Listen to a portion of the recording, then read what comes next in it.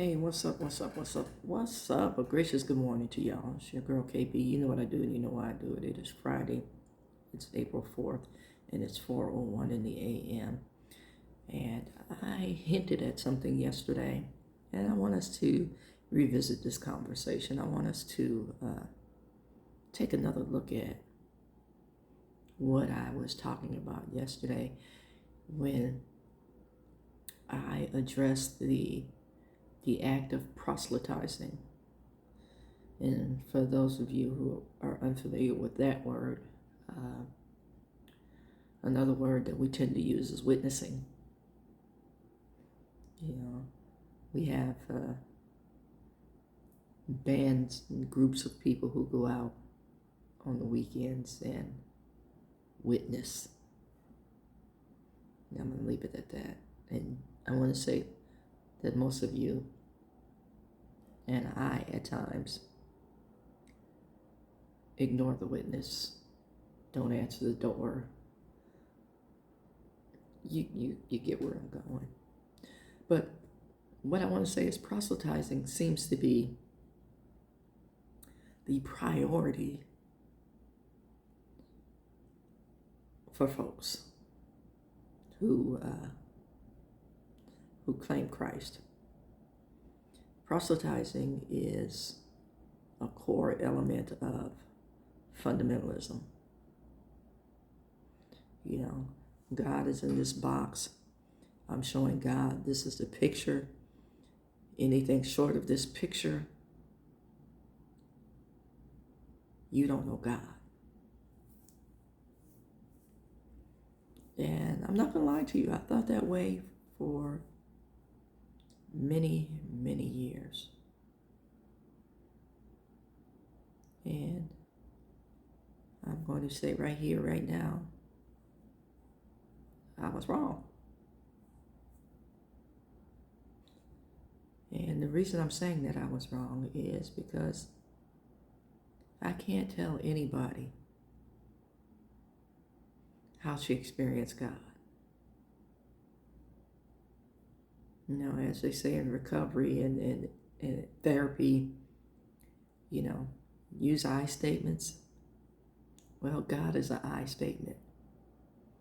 And we use I statements in treatment because it's personalized and no one can tell you how to feel. It's just like that. No one can tell you how to experience God. Now, I can tell you about the definitive thou shalt nots based on what I know and what I've learned about Scripture. I can tell you about some of the things that does not please God,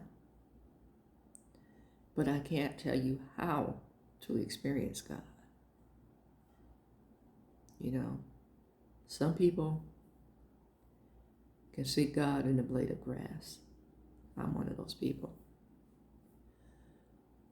And some people can see God in the weeds. I am also one of those people.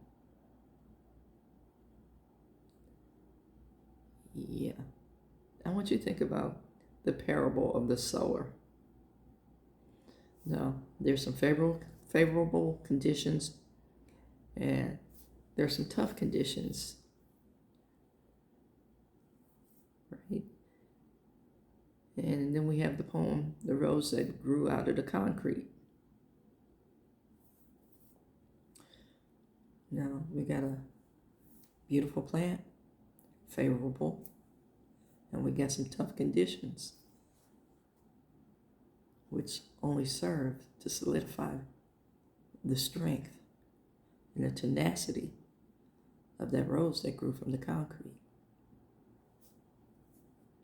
Both instances served a purpose.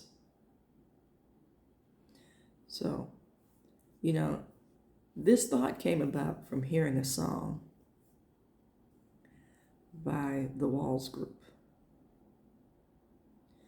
I'm going to recite a couple of lyrics and I'm going to tell what I know about, I guess, the origins of the story, or what I've heard about the origins of the story. Starts off, I don't want to be that lad to make you second guess who I'm representing. And no, I'm not perfect. I'm not ashamed to confess. I just wanted you to see that I'm trying. And no, it's not a game. Ain't gonna lose no sleep over what people say. Then the chorus goes on to say, just let me live my life. You ain't give me my life. You can't tell me what's right. You ain't laid down. And by that means you're not Christ. You didn't give up your life for me or even for yourself. We all have struggles. Now, one of the members of this group was seen in public. Well, not really in public, in private. In a private setting. Now, it was in a public place, but it was a private entity. I'll put it like that. And people took what they saw and ran with it. I mean, ran with it. I don't think any of the people that embraced these folks, these singers, had anything to say, and just kind of stepped away, hyped them, and left them, which people have a tendency to do. You know, which reminds me of the scripture, I know what it is to be both abound and abased. And, you know, or the saying, the people you meet on the way up are going to be the same folks that are talking about you on the way down. I am not perfect. Make no claims to be. And I don't ever want to be in that position to, you know, assert authority and dominance. I'm going to tell you what I like and what I don't like. I'm going to tell you what you can and can't do in my presence. That's known as a boundary. Now, if you get offended by my setting a boundary, you need to look at your actions. You know, why is this person telling me this? And 9 out of 10 times, it's because that action offends. But you're too busy being the victim to even hear how you're hurting or deterring or waylaying or causing someone to stumble. We know that word. We know that message. Because it's all about you. And guess what?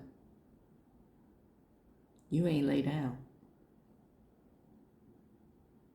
Just let me live my life.